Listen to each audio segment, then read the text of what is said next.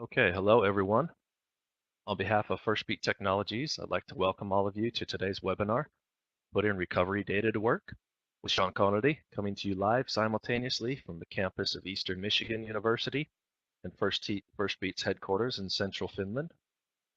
My name is Benjamin Jensen, I'm the account manager for Firstbeat Sports USA, and I'll be your host for today's event. For those of you who are unfamiliar with Firstbeat, we specialize in heartbeat analytics. We use heart rate and heart rate variability data to quantify training loads in a variety of ways and to provide insight into recovery levels and training readiness. The Firstbeat Sports platform is currently used by roughly 800 sports teams. You'll find teams relying on Firstbeat Sports to optimize performance, reduce injuries, and fast-track player development. Today's webinar is scheduled to last 30 minutes. Anytime during this presentation, we encourage participants to place questions via the chat section. After the presentation, we'll have a question and answer session. If we're not able to address your question, it will be answered by email after the webinar. All right, moving on. Now I'm happy to introduce today's presenter, sports performance coach Sean Conaty. Sean is in his second year as an assistant sports performance coach at Eastern Michigan University. At EMU, Sean works directly with the men's and women's basketball, volleyball, and women's golf programs. Prior to his time at Eastern Michigan, Sean worked as an assistant strength and conditioning coach at Christopher Newport University and has had intern stops with the Buffalo Bills, Merrimack College, East Carolina University, and IMG Academy. Sean earned his master's degree in strength and conditioning from Springfield College in 2016 after earning his bachelor's in exercise science from East Carolina in 2012. On the strength and conditioning side, Sean is certified by both the CSCCA and the NSCA.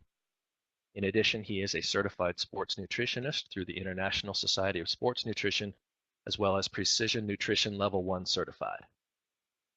Sean also holds certifications through USA Weightlifting, USA Track and Field, and Functional Movement Systems. So Sean, it's been a busy year for you on top of all your sports performance coaching duties. I know you presented at University of Findlay and also recently were a guest talking with Jay DeMeo on the Central Virginia Sports Performance podcast. Yeah, Ben, it's been a good year. It's been a busy year. Excellent. Well, we do appreciate you taking the time to be with us today. And yeah, I'm going to turn the time over to you now. Perfect. Well, I appreciate you, reaching out to me and, asking me to present. It's you guys wanted me to present on putting recovery data to work, and I like that title for two reasons. The first is I think there's a big misconception around recovery data and the fact that we are always pulling athletes back and not increasing training loads and not pushing them, not working, etc. And I think there's also a misconception around just data collection in general, in that people collect all this type of data, but it's not actionable, or they don't put it to work. So, those two things I'm hopefully going to be able to address for everybody today. Just starting off, for me, there's four ways that we can make data actionable. The first thing we need to figure out is what is important to us and how can we quantify it? And specifically, how can we objectively quantify whatever variable is important to us? From there, we got to be able to analyze that variable, normalize values, look for trends. Once we have that, we got to be able to interpret what we're looking at. And then after all that, hopefully, if need be, we can make an intervention through some systematic process or filtering system. So, starting off talking about quantify, and, we're talking about recovery today. How do we quantify recovery? Well, obviously, our most objective measure is going to be with Firstbeat and your quick recovery test. So for us, that's kind of our gold standard in looking at heart rate analytics, heart rate variability, and seeing which athletes are more parasympathetic driven or which athletes are more sympathetic driven. And so that 3-minute quick recovery test that we utilize gives us a lot more variables and data than just the recovery percentage. We also track HRV through their RMSSD number. We're also tracking their minimum heart rate and their average heart rate. So, Firstbeat, you guys do a great job giving us a screen and showing right away what our team percentage is, what our individual athletes, what percent recovered they are with the QRT, so we can get an intervention on that day if need be. But with the RMSSD and looking at resting heart rate as well, that's something that we export into our own database and track longitudinally because we see a lot of value in that. We also use a counter move jump with a just jump mat. So we use this a little bit more heavy before we started using Firstbeat, but it's still, a part of what we do and has its role in our system. Another objective measure looking at player readiness, where their autonomic nervous system is at. And then the more data sets that we can get, especially two objective measures of readiness, cross-referencing them to get a better indicator of the state of that athlete. More than just the objective measures, though, we're still using a subjective measure with a wellness questionnaire. So again, something that we used a lot more before we started using Firstbeat and having an objective measure. We completely relied on subjective measures. To me, subjective measures still have a part in our ecosystem because it provides context for those objective measurements that we get, whether it's a QRT, whether we're looking at RMSSD, whether we're looking at just the counter movement jump. A subjective measure is going to provide us more context to why the athlete is in that current state of readiness. And so, obviously every athlete's going to have a different allostatic load. It's very easy for us to control load in the weight room, to prescribe certain practice loads, but everything else that goes on in life, we don't have a whole lot of control over that. And so we need to put some kind of context to see how the athletes are sleeping, what their nutrition is like, academic stress, social stress, all these kinds of things. So again, the subjective measure pairing with a counter movement jump and with our QRT or our heart rate variability variables are all very important to quantify the state of the athlete. And so everything we just talked about there, though, that's just talking about recovery. So there are other physiological measurements that we are tracking, just through Firstbeat, with training intensity and our TRIMP value for training load. So recovery is just one piece of the physiological puzzle. And then when we're talking physiological data, that is just one piece of our overall database and all the different data sets that we have. So recovery is just a small piece, but it plays a big role in performance. And as you can see here, I mean, there's certain things that are support staff driven, whether it's myself and our athletic trainer. There are other things that are driven by the coaching staff. Another interesting conversation I had recently was people talking about how some sport coaches aren't very interested in sports science, or they don't, support the technology, and the strength coaches have the technology and all these things. Well, to me, analytics and data is everywhere, and you just got to find the right context to have that conversation with coaches. So for me, it wasn't until I was, got hired at Eastern and I'm in, all the basketball meetings and they're going over what's important to them and breaking down practice, that I see how heavily analytical all of our practices and games were. And we're tracking stuff that's not even in box scores. It's measurements that are important to our coaching staff, from the way that we run defense to the way that we run offense. We'll have managers there tracking. So there's a lot of data being collected by the basketball staff already. So then it's very easy for me to say, well, here's certain variables from a physiological standpoint that are extremely important to me, just as these are to you. And if we can cross-reference these, now we can probably find something pretty powerful. Especially when it comes to our recovery data and some of our physiological data. Instead of thinking, okay, what's the most ideal readiness state I can get this athlete in where I think he's going to perform his best, now if we've got all these other analytics from the coaches, we can find a true range where, okay, he doesn't need to be at 100% recovery, but when he drops below 60%, that's when we see a decrease in his field goal percentage, or whatever true performance metrics we're looking at on the court. And then obviously in our off season, and when we're talking strength and conditioning, we got all the performance metrics and stuff that I'm looking at, and we're, whether it's bar speed, strength, power, whatever we're looking at, we can see what states are affecting the performance. And then there's a lot of talk in our field about athletic trainers and strength and conditioning coaches coming together, which is great, and we've got a great relationship here at Eastern. But then this is that next step where now our support staff is strong, and now our coaching staff is right there with us, and we have a fully unified staff that is creating the system to better our athletes. So now we got all this data coming, and we figured out how to quantify metrics that are important to us. Now we got to analyze them, and I think it's overwhelming for a lot of people at first. When you start collecting data, It could look like a matrix screen where you just have a constant stream of data and you don't really know what to do with it. So, no matter what, whether it's recovery data or anything else we're talking about, I think we need to normalize the values first. That's before we make any type of interpretation. So we're going to normalize values in three ways. We're going to normalize what our team looks like, what specific groups within our team looks like, and then most importantly to the individual. And once we normalize, now we can start looking for trends. We can look at trends over time, whether it's a training block, preseason, the entire season, or we can look at what is the current state and do we need to actually make an intervention.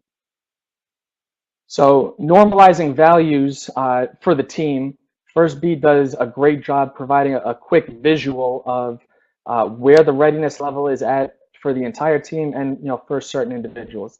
This is just some sample data from this year where we had a game on a Tuesday, we had a game on a Saturday. So we did a quick recovery test the morning following a game, and then a quick recovery test the morning of our next game. So pretty logical thinking here. We're expecting probably a little bit lower recovery on Wednesday after we had higher training loads because of our game on Tuesday.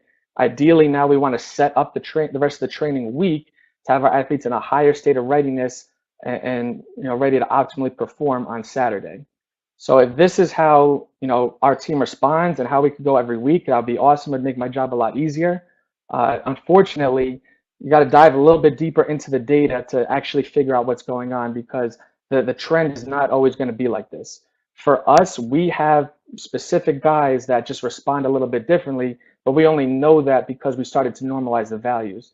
We've got some of our key guys where if we're playing on Tuesday, on Wednesday, they're going to have higher level of readiness than they did on Tuesday. So some of our guys on game day have a lower readiness score, and then they'll perform still. They'll still have a good game. The next night they'll come out and they'll have readiness through the roof.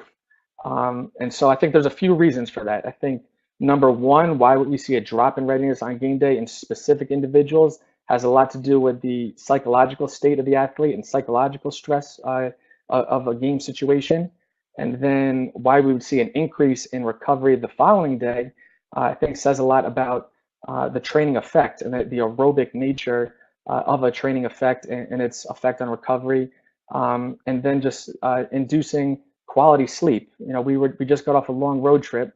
There was a game we played at 4:30. By 9 o'clock, I'm doing some bed checks. I'm just seeing if anyone needs a stretch, anyone needs some nutrition, just whatever. And there's a bunch of guys that were knocked out already at 9, slept all the way through the next morning till breakfast. So when you experience higher training loads with some type of an aerobic training effect and you get that deep sleep, you probably are in a better state of readiness the next day. So that's just a trend on a couple individuals in the team. So we got to kind of dive deeper. And then Firstbeat, does that as well, right? Below on the next sheet with our quick recovery test, you're going to see all the individuals who make up that team average, and that's what coaches care about. A lot of times they don't care about just the team average. They want to look and see, okay, who was in the red, which guys had poor recovery, who had good recovery. And the reason that you want to see, who had the poor recovery, who had the good recovery, is really the reason why we end up breaking them out into groups, is because certain athletes are experiencing more stress than others, so we're expecting them to respond differently. So a very simple way that we handle that is we break up the team into our high minute groups and then our low minute groups.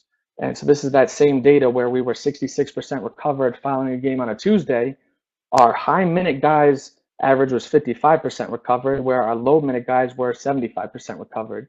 So again, that makes sense, but that's not always what we're going to see based on who's in our rotation and the way that they're actually responding to stress. That's a logical progression that we had that week. More so than that, though, chopping it down, like I said, individually normalizing values is probably the most important piece. Like I said, allostatic load, everyone is going to handle different, they're going to have different stresses and they're going to respond and handle stresses differently. And when we talk about subjective measures, everybody perceives stress differently. So our subjective measures might have huge variance. So once we can normalize those values to the individual, then we can start looking at trends, like I've been saying, and figure out how an athlete normally responds to certain training loads and what that kind of dose-response relationship is. And here's some data from wellness questionnaires, and again, individual variance. Here we've got athlete A with the blue, athlete B in red. Athlete A is one of our athletes that every day we might have high variance in his subjective questionnaire. Athlete B, for the most part, fills out the same scores every single day. We've got to normalize those values for each athlete, get the standard deviations, a rolling mean, and to get a z-score, because some variance for athlete B is probably going to be a bit more significant on the physiology of them than some variance in athlete A, because they are already highly variant. And athlete B is someone that is saying to me, why do I got to do a questionnaire every day? I'm always going to be filling out the same answers. And I told him, as long as that's true, like, you can tell me you're getting 5 hours of sleep every single night, that's fine. But once we do see some of that variation, that's when it's actually going to be meaningful for us. So again, just normalizing the values to the personnel that we have. And then once we've normalized, now we can look for either longitudinal trends or acute trends. And what I mean by this is, when I talk longitudinal trends, I mean stepping back and looking at the entire training block, the entire off season, or our whole in-season period, and seeing either retrospectively, okay, we did this work, do we need to make adjustments next year? Or looking at a whole training block and seeing where you're trending and realizing, okay, maybe now we need to step up and make an intervention for this population. The acute trends, I think, is what most people think of when they see QRT and readiness surveying, just because they think each and every single day we're constantly changing and plugging and playing, which again, it's not always the case. Longitudinal trends, here's some data from last year with counter movement jump team averages each week throughout the season. And as you can see, by the end of the season, we were trending down. So, we could say, okay, our level of readiness was lower toward the end of the season. We were trending down. So you need to put context on the situation and the trend. About week 10, week 11 was right at the end of the season, where that compound stress of the long season, the travel, we're getting into midterms now. I mean, that's where we're expecting guys to be the most banged up. So once we see that we're having significant drops, and now as a team we're trending down, that might be where the intervention comes, and whatever stress I can control, I might have to modify that stress for where the athletes are at. But going back to longitudinal versus acute trends, do we always need to take action when we see some acute change? So looking at week 2, our overall counter movement jumps might be slightly lower than where they were at week 1. It depends on where you're at in the year. You don't necessarily always need to make that acute intervention. You have to step back, see the big picture, and see where you're trending. There is going to be some variation and some variance, and that's what you have to take into consideration. If we're in the off-season period and we're looking at QRT and HRV, for me, because we're in the off season, we're handling the heaviest stresses and we're trying to cause a significant adaptation.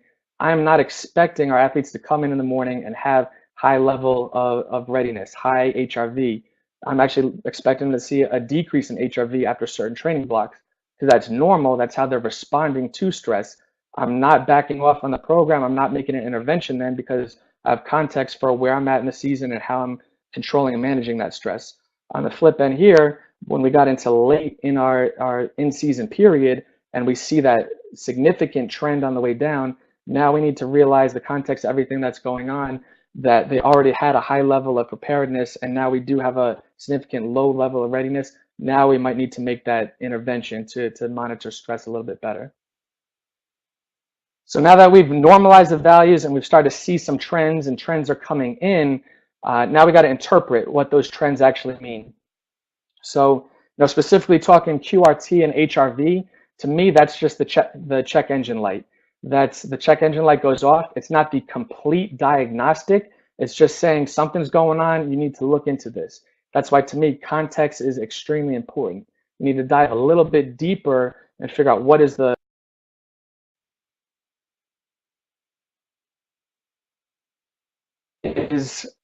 athlete readiness a chronic problem or an acute problem? As we have certain trends that we're trying to interpret and we're seeing maybe a drop in athlete readiness, we've got to think, is this a chronic problem or an acute problem? And what I mean by that is, what is the level of preparedness of this athlete? And so preparedness, readiness, recovery, these are three words a lot of people use interchangeably and synonymous. For me, the way that I articulate them to our athletes and to our coaching staff is preparedness is your chronic state. It's what your body can do, your capacity. Our whole off season, we're trying to raise our level of preparedness as much as possible so we're able to withstand the demands of training, of practice, of games, whatever's thrown at us that year. Your readiness state is just an acute state. It's what your body wants to do on a given day. Your readiness is going to dictate the cost of performance. It's not going to be an indicator of how you're going to perform on that given day, but it's going to tell you what the cost of that performance is. Now, low readiness, just because you can have low readiness and you can hit PRs or you can have the game of your life and still perform, low readiness is still an indicator of future poor performance if you do not handle the recovery piece and start managing loads, because you can't you can't run them into the ground at that point. So everyone's probably heard the money analogy before when it comes to this. Preparedness is just your total funds. It's the amount of cash and whatever you got on your credit card and your wallet. Readiness is just the amount of cash that you got. Performance is whatever purchase you're making for that day. And recovery is whatever you still got to pay off with the credit card. You got the funds to pay off whatever, cash. If you got to pay something with your credit card, you got to pay it off on the back end and take advantage of that later. So that's where recovery comes in. Now, all of these we measure, we manage, we track throughout our annual plan, and it's a big piece of the puzzle for us. And the energy system development and preparedness, to me that's huge, and it's preparedness and recovery go hand in hand.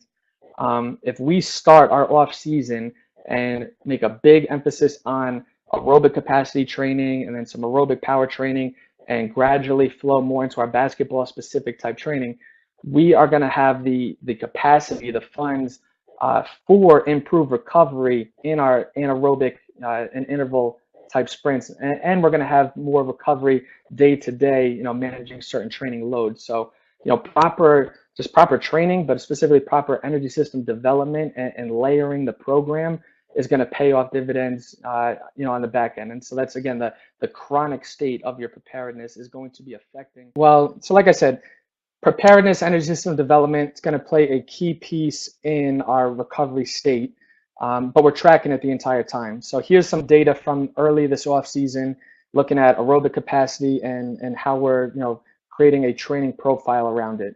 We've got two different players, player A, player B, and we're supposed to be doing just some light aerobic capacity work. Doesn't always work in the team setting. We got different kind of constraints and things that we gotta face, in the team setting. But we weren't going heart rate based this day, as far as prescribing certain heart rate zones that they had to stay in. It was more an RPE based. But still, with this, we see athlete A is able to handle some of the stress.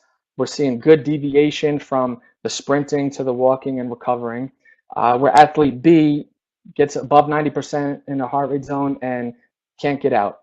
So the eye test coaches, they're seeing it. We can see, okay, this athlete clearly didn't do anything the last month that they had off. Looks like they got out of shape. Even before we get into any of that, early on in the warm-up, you can see that they're not really handling the extended warm-up, fairly well. But the eye test is saying that. But here's actual data being like, okay, this was extremely stressful on this athlete. Training load was through the roof for athlete B compared to athlete A. What we do with that, though, while we're still in that block, is we're profiling it because we need to show the adaptation and show it to the coaches as we move forward out of that training block. So now we got that same athlete B from week 1, and now we're looking at that same athlete 8 weeks later after the training block with the same protocol. So the very first thing we can look at is the extensive warm-up. They're handling that stress, extremely well, staying in recovery zones, doing the dynamic warm-up as opposed to getting into a higher level heart rate zones. And then as we go into some tempo type work, they're actually seeing drops in the heart rate. They're maintaining a good heart rate zone, not letting it get to 90%. But then the biggest thing, if you see the blue arrow, is the in-session heart rate recovery. When they had that 2-minute break, they were able to drop their heart rate into a recovery zone where week 1 they weren't able to do that. So not only did we see an adaptation as far as the way that they are handling the overall stress, but we're seeing true recovery, which is that heart rate recovery in session. And so we're able to give this to the coach. And again, eye test says athlete got a lot better. It should, the athlete looks better, but having this as well is pretty powerful. But again, going back to the energy system development and the off-season periodization and its effect on recovery, once we develop that aerobic capacity and then we start moving more into some aerobic power, cardiac power type work, here, once we started finishing that block, toward the right here, you can see, we introduced some cardiac power intervals on our Airdyne bike. And athletes are doing a good job, maintaining certain heart rate zones throughout the majority of the session. At the end, all we're looking for is 2 60-second sprints. Got to get to above 90% and maintain it for 60 seconds. You got 5 minutes rest. Pretty difficult, but this was the stage we were at. Athlete A does a phenomenal job. Good 60-second sprint. You can see the large red spike, and then they do a good job dropping that heart rate down into the recovery heart rate zone during their recovery period, and then are able to repeat that same level of intensity on the second set. Athlete B does a good job on the first one, but just notice the heart rate recovery. That's why that piece is so important. They took significantly longer to recover from that 60-second sprint, only hit the recovery heart rate zone in just the last couple of seconds before hitting their second rep. And on the second rep, they couldn't even follow the protocol. They didn't get above 90% max heart rate. And so, they clearly were fatigued and then weren't really able to push themselves out of that comfort zone for that rep. So, all of this is good data where we can see, okay, next time we're doing this, is the heart rate recovery better? Is the intensity better? When coaches and I talk about substituting players and the different type of personnel that we have, do we have someone that could sit on the bench for 60 seconds, 2 minutes, get back in the game and still be a contributor? Or is this someone that as soon as they hit a certain training load, a certain zone, they're kind of done for and we're not going to get that same level of performance, same level of effort and intensity out of them? All good things that we're tracking from our off season through our in season to figure out our personnel. So once we, have been through all of our aerobic capacity, aerobic power, now we're getting more into our basketball specific anaerobic interval type work. The one interesting thing, looking back, we obviously we want the beginning of off season to be a little bit more general, and then we're going to get more specific as we go, more towards our preseason. That's our thought process. Using Firstbeat, one thing that we saw that we didn't realize before was our late off-season conditioning did a really good job from a training effect and training effect distribution as far as our aerobic and anaerobic percentages to mimic the stresses of practice. So that aerobic capacity work, and now we're cutting it down and truly being more basketball specific in what we're doing. The stress of our energy system work late in our off season was mimicking what we were doing in preseason. So I think the guys were really prepared this year. So, we interpreted, some longitudinal stuff, but now looking more acute, we've got all this data, we analyzed it, we're trying to interpret it. Maybe we need to make an intervention now. Maybe we need to make an adjustment. I think the big thing here is we have to have a systematic or funnel approach before we make the actual intervention. And so, we've talked about the QRT and our counter movement jump kind of just being the check engine light. Something's going on, we need to look into it a little more, we need to give some context. And that's where obviously our subjective questionnaire is going to give a lot of context to the allostatic load and other stressors that the athlete is under. But our medical staff and our game data is also going to provide just as much context for why an athlete might be responding this way. And then after that, we'd have to have a significant amount of communication before we make an acute intervention. So the QRT, objective and subjective measures, it's a check engine light. And so we can scale it with a stoplight approach. So it's really easy for us to see, okay, an athlete's in the green today or an athlete's in the red today. And again, having 3 different readiness measures, it's good to cross-reference all of these, but to validate and make a more informed decision. So Firstbeat does a great job, layering our excellent to poor with a stoplight approach.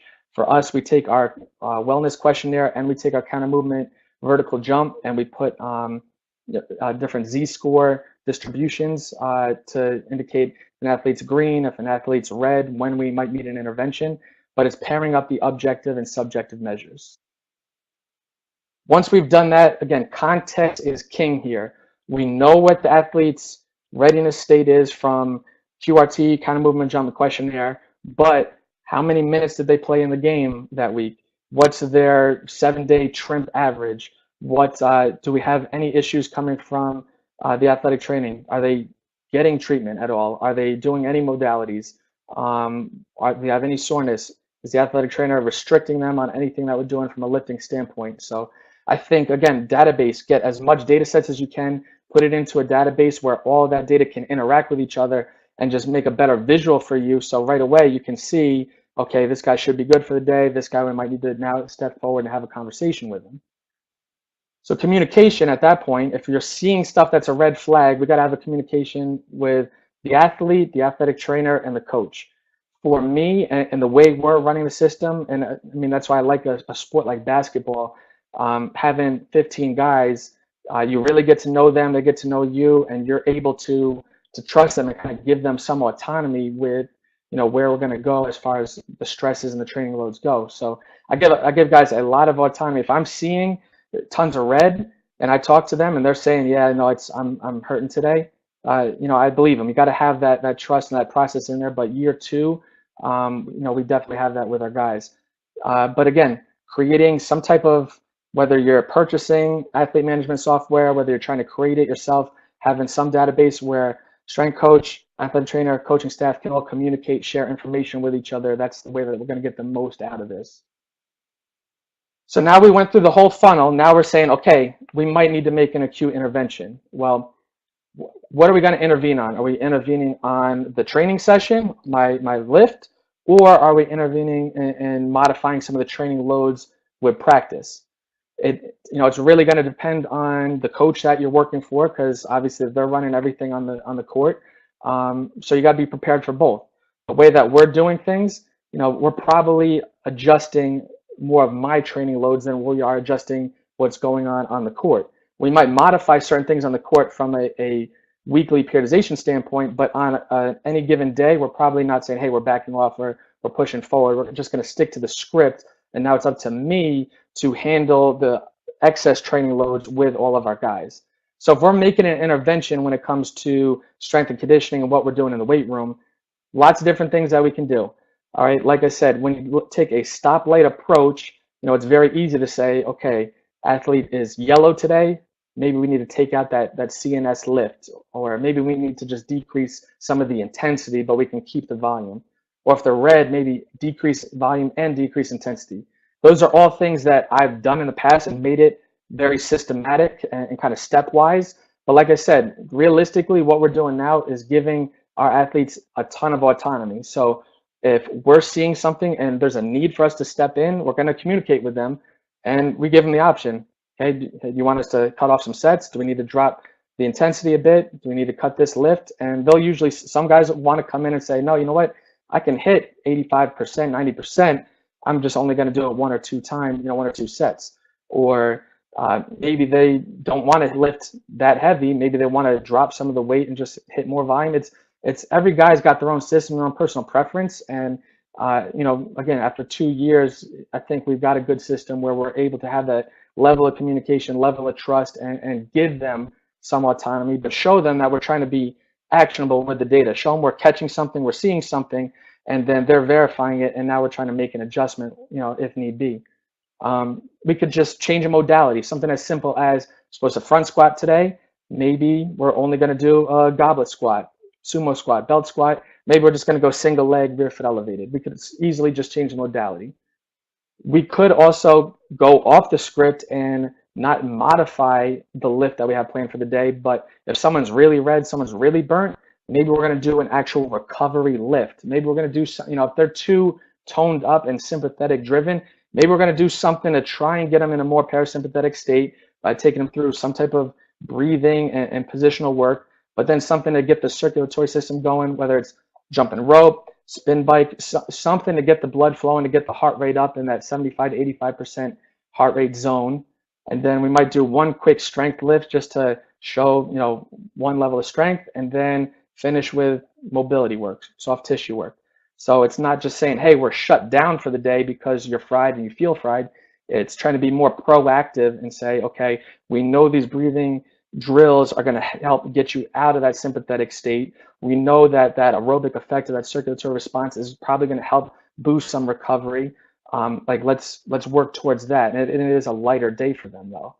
And then on other days, depending, we just got off a huge road trip and then I got another game coming up. Some days as a team, you look at it and say, we just need a recovery day, not even a recovery lift. Maybe it's just foam roll, band stretch, half kneeling positions. Maybe we're doing yoga. And this is something we've been doing at Eastern. And, saying we do yoga is kind of like saying we squat, like, are you max effort squatting? Are you dynamic effort? Is it 50%? Is it 100%?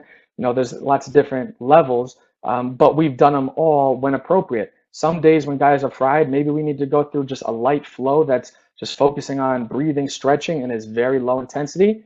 Some days maybe we can handle more of that recovery lift, and we're going to implement it on a recovery day where we're doing yoga and it's getting the heart rate up a little more. It's a little bit more taxing, but it's not as taxing as maybe what you had planned on a lift. And so it's just about, changing some of those loads, based on what we're seeing from the guys. And everything that we've kind of been talking about now is, training load intervention. It's making an acute change to the training load based on the athlete's level of readiness. But the other way to look at it is training load prescription. So are we doing more training load intervention, or are we doing more training load or better training load prescription? And I think the majority of the value comes from better training load prescription. It's laying out your week and figuring out how athletes are responding to the stress of practice, of games, of strength conditioning, of school, whatever it is, and trying to manage those loads better to get a proper, whatever readiness state is going to correlate with increased performance for whatever personnel you have. So instead of on any given day trying to adjust and manage loads, we can auto-regulate certain things, but instead of just throwing the whole training plan out, it's about being more informed with the data that we're getting now, and in the future, prescribing better training loads for the team. And so while we're talking about training load prescription, we got to talk about training effect prescription as well, because this is all tied in with recovery. Going back to breaking up our guys into our low minute group and our high minute group, we've seen an aerobic effect and an increase in readiness in certain guys based on having a certain training effect. Well, if we have our low minute group, maybe they're showing up and they've got good readiness and recovery on day one. Are they still going to be the best recovered in 3 weeks, 4 weeks when they're getting lower minutes? Probably not. That's why I always talk about the current state we're in and what we're looking at versus our future state. If our high minute guys, maybe they're looking more beat up and have a lower readiness after a game, but because they're getting that aerobic effect, the compound interest of that, maybe is going to be that their in-game heart rate recovery is going to be better versus our guys that aren't playing a whole lot, aren't getting a lot of training stimulus or training effect. And so maybe they need to get additional, some conditioning modalities to improve that training effect to make sure that they're ready. And when it's their time to get in a game after 4 weeks, they're not gassing out right away, and coaches wondering why they're not in shape when they've been having the best readiness scores. It goes back to your preparedness level in coordinates with your readiness level with recovery. It's all tied in together. They all are moving pieces that we're constantly tracking and managing. So when it comes to our training effect with our low minute guys, it's very simple now to quantify what modalities are going to get them above a 2 training effect, or whatever 2, 3, whatever zone we want to get them in, just to have that maintaining or improving aerobic effect. Lots of teams probably say, okay, if you didn't play 15 minutes, you're doing this condition modality, you're doing this modality. Well, with Firstbeat this year, we're able to actually quantify it and make sure we're having the proper training effect and not prescribing too much or too little. So, everything we talked about was readiness states, but now, actual recovery. What happens when athletes need to go through the recovery process and maybe need some additional modalities to help along the way? For us last year, and again, collaborating myself and the athletic trainer, created this athlete recovery point system. We tried to make a kind of a competition out of it with our guys. So each day they can get a certain amount of points by either going and seeing Brad, our athletic trainer, and doing some modalities with him, coming into the weight room and seeing me and doing some modalities. And then we also just not giving points, but just tried to preach certain things that are important that we know help recovery, help get you in a more parasympathetic state, and just more use as an educational tool for the guys. Now, a lot of schools that don't objectively quantify readiness and recovery might just throw a recovery protocol or recovery prescription modalities to the athletes and assume that's what's working and helping improve their recovery levels. Right here is some data from when I was at CNU, and we had a kid that just wasn't recovering well every single day. And you can look at his resting heart rates in the 80s, RMSSD, his heart variability very low, 35, 30, and he's just consistently, under recovered. And so what would a normal coach do? Have communicate with him, have some type of intervention. Are you sleeping enough? Make sure you get 8 hours. Make sure you do this. All very basic stuff that we know is going to help someone in this state. Well, if we didn't have Firstbeat at CNU, we would have never improved this kid, because we're telling him, hey, get 8 hours of sleep. He's getting 8 hours of sleep, and it's not doing anything for his recovery. What we're prescribing and think is working is not working for him. But we only found that out when we had the 24-hour monitor from Firstbeat, and we're able to get some more analytics and really look at what was going on with him. And we see, okay, he's doing what we're asking him to do. We saw he got 8 hours of sleep, but in his whole 8 hours of sleep, his RMSSD didn't go above 55, I think. And so even though he's doing what we're saying he should do and we think is going to benefit his recovery, it just wasn't enough to produce that a quality recovery effect, and he was still under recovered.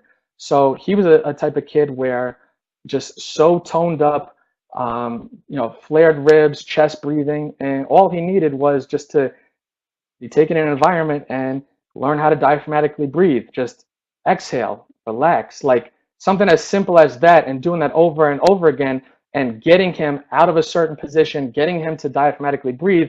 All of a sudden, in a few weeks, we saw heart rate variability, RMSSD went up to 78 during one of our quick recovery tests. His resting heart rate dropped. He had a better aerobic effect. So something as simple as that, or something as powerful of a change as that, came purely from being able to quantify what it is we were looking for. And then, one of the big benefits too, I think, using Firstbeat, using tracking recovery. Recovery matters to us, and doing a quick recovery test where we can take 3 minutes and have athletes just unplug and sit there and focus on breathing for 3 minutes. It's become a part of what we do, and really just a holistic approach to training. I think there's a lot of benefit in, a lot of the guys that we're working with are constantly plugged in, dialed in, for them to sit down in a room, cut the lights, no technology, no talking, just be alone, with yourself and focus on your breathing for 3 minutes. Sees some positive changes just from that. And again, what matters gets measured. So if recovery, if all the stressors that are going on, whether it's sleep, nutrition, whatever it is, if we're trying to measure it, it's because it matters, and we're trying to make it a part of our culture. And that's, seeing good results with our guys. Just, kind of wrapping this up though, I think the big takeaway is you can't see the forest for the trees. And honestly, when I first heard that line a couple years ago, it didn't really do anything for me. It didn't resonate with me. But the more I look at certain data sets, the line becomes more applicable. I mean, obviously, when we talk longitudinal versus acute data, you can't see the forest for the trees. You can't be so stuck on one tree and trying to make a change with one day's worth of variables that you don't see the whole forest and the whole trend of where you're going. And then even recovery in general. Recovery is only a part of the equation. It's not all about recovery. You got to earn the recovery. We've got to be able to stress the athletes properly so they can handle certain loads, and that way they'll be more recovered in games, and that way they won't need as much traditional recovery post games. It's just a whole cycle. Recovery is a part of the equation. I think everything comes down to stress, though. We got to be able to quantify it. Good stress, bad stress. Everyone's going to respond to that stress differently. All right. Everyone has different stressors and different allostatic load. So whether we've got guys that are going out all night drinking and not sleeping, we can still quantify that. And then again, everything's got to be pumped to a database. How is that affecting their performance? Most likely it's reducing their performance, but on the off chance they have Mickey Mantle genes, then let's show them, okay, once you drop below this range, here's when your performance drops, and now we can try and start making some intervention. It's not the whole concept of recovery isn't a one size fits all recovery. We're just simply talking about quantifying stress, and then from there we can figure out how we're using that data and talking to our athletes about it. But again, performance is king. The more that we can relate our physiological data to what we actually do and what actually matters, the more meaningful, the more powerful it's going to be.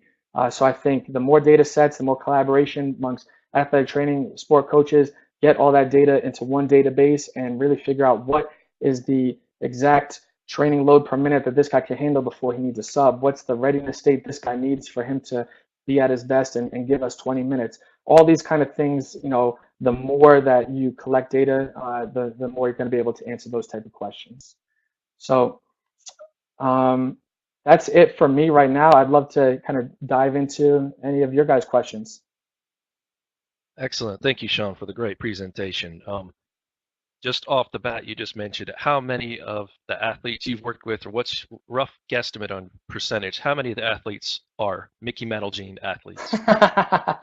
For me, 5% maybe. And you have one or two. You got a handful with every population that you work with, but I don't think you can say an entire team's got those Mickey Mantle genes and we don't need to be tracking anything. You know what I mean? Definitely. Okay, yeah, let's hop into the questions. So we're going to address some pre-webinar questions, and then we'll hop on to some from the chat. The first one comes from a head strength and conditioning coach. And I know you addressed this a bit, but I think this is an important aspect, not just about Firstbeat, but integrating sports science in general with any sports program. So if we can click to the next first question slide there. So when first starting to utilize the Firstbeat platform, which data did you first examine? Trimp per minute, etc. And how then did you utilize them in conversations with the coaching staff? Yeah, I mean, we keep it very, very simple. Pretty much Trimp, training effect, and QRT is all I was really relaying to the coaches. Breaking it down even more and even more rudimentary, I think just simple heart rate zones during whatever training session we had prescribed and seeing how athletes in real time were responding to it was the first thing to kind of get the coach's mind open to what we were tracking and why it was important. So if you go back to like our early off-season conditioning with athlete A, athlete B, and seeing how athlete B completely responded with a higher training load, higher training heart rate zone to the prescribed modalities for that day, in real time showing our coach, okay, look how this athlete's responding. We're trying to keep them out of that red zone. They are stuck in red. Even when we're giving them recovery time, they're still stuck there. So getting them to see the heart rate zones and comprehend that, and then at the end of the session, now tying it in with, well, now it makes sense, right, that the training load is that much higher, that the training effect is that much higher, and slowly starting to kind of disseminate some information that way. But again, training effect, recovery, and kind of just showing them how the heart rates are interacting in real time was all that we did. Okay, great. Next question comes to us from an athletic trainer working with basketball teams. Let's get to that one here. At what time of day do you do QRT? And also this will address Coach Hughes' question here. He was asking about QRT in the live chat. At what time of day do you do the QRT? I would think ideal would be as early in the morning as possible, so we try to do it the morning lift. However, not wanting to take away from the weights, we limit how often we do it. Do you find it reliable later in the day? Sure. So and that's exactly it. I mean, the QRT really depends on whatever team. So women's basketball, men's basketball, and women's soccer, who we're all using Firstbeat, the QRT is going to all be at different times of day because that's what fits with their schedule. For me, ideally, and I think most people would agree, if we could do it very first thing in the morning, or even down the road, if athletes could wake up, do it on their own, there was some, there was compliance and adherence to that, and we were able to get that information, that would be the most valid and reliable.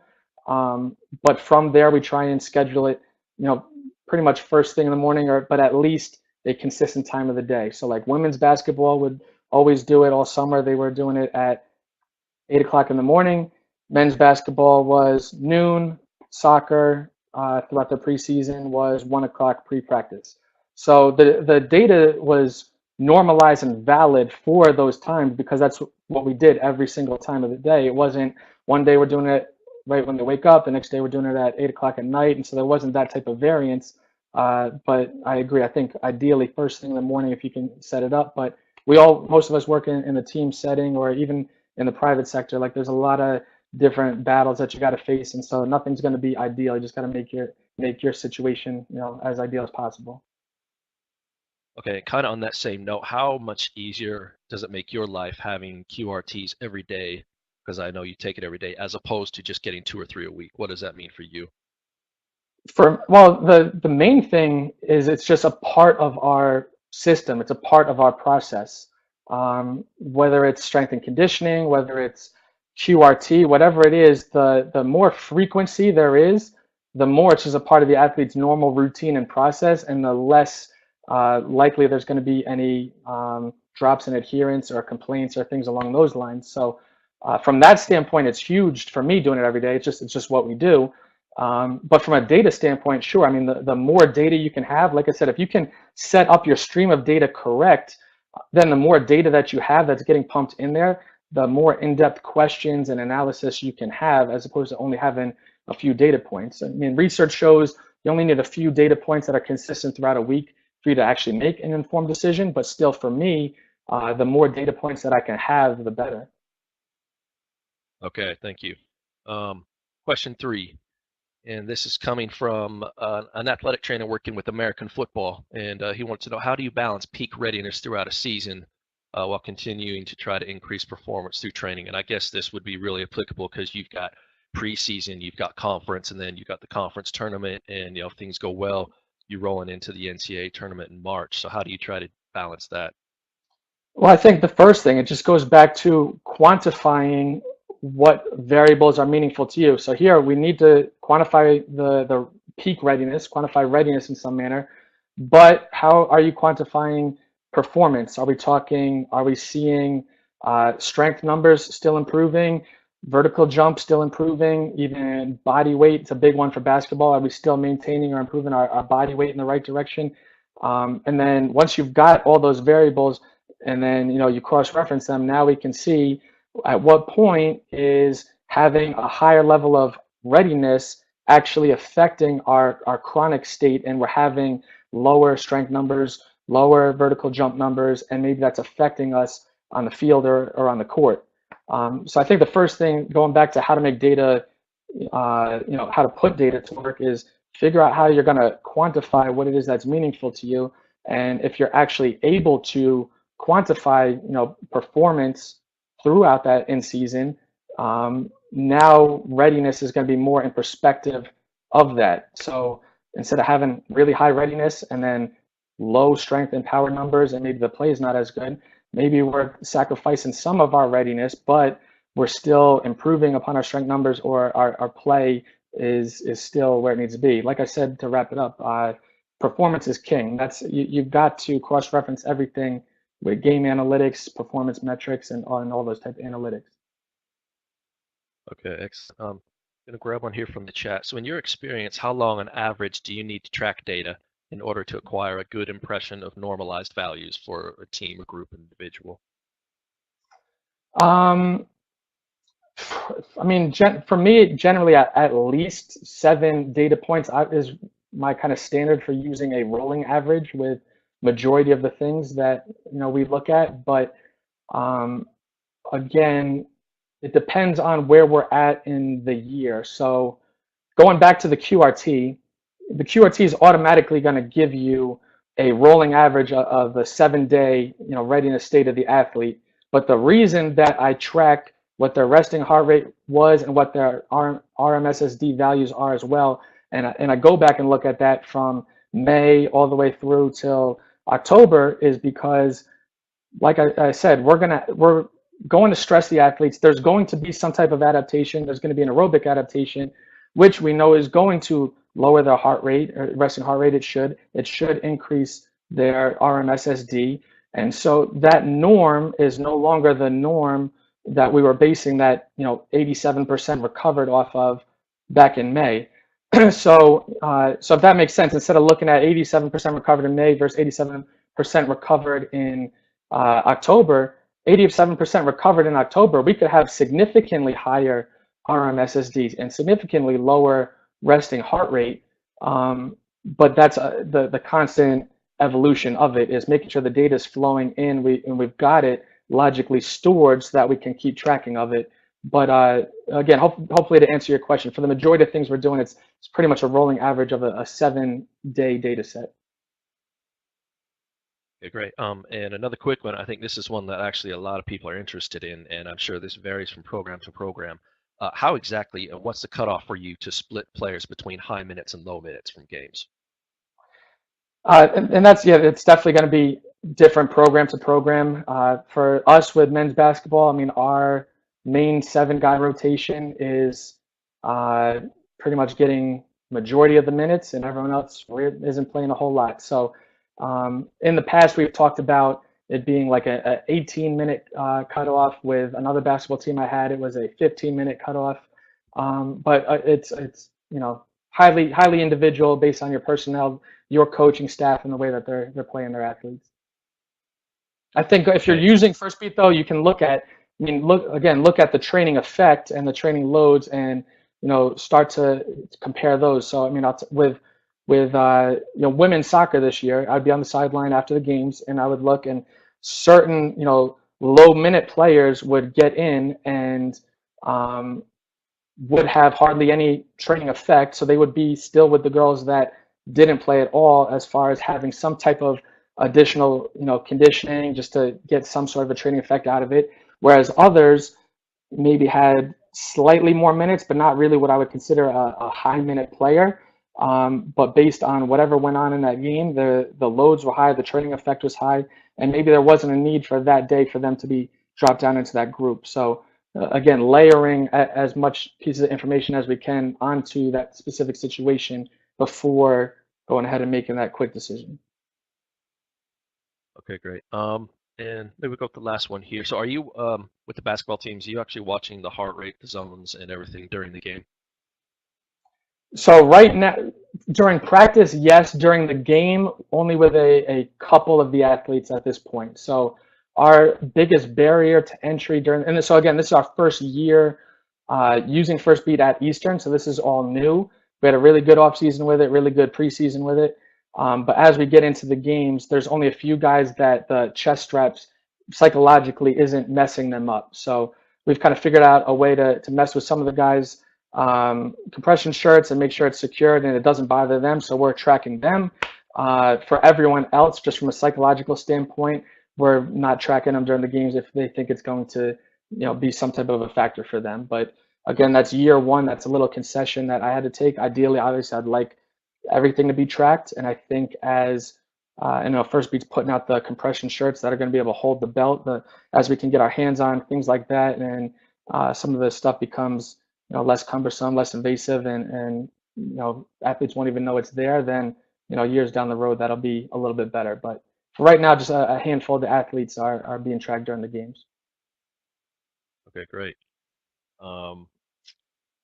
Well, we appreciate all the questions. Unfortunately, we're out of time for this session. We went a bit over, but everybody stuck around and there was great questions.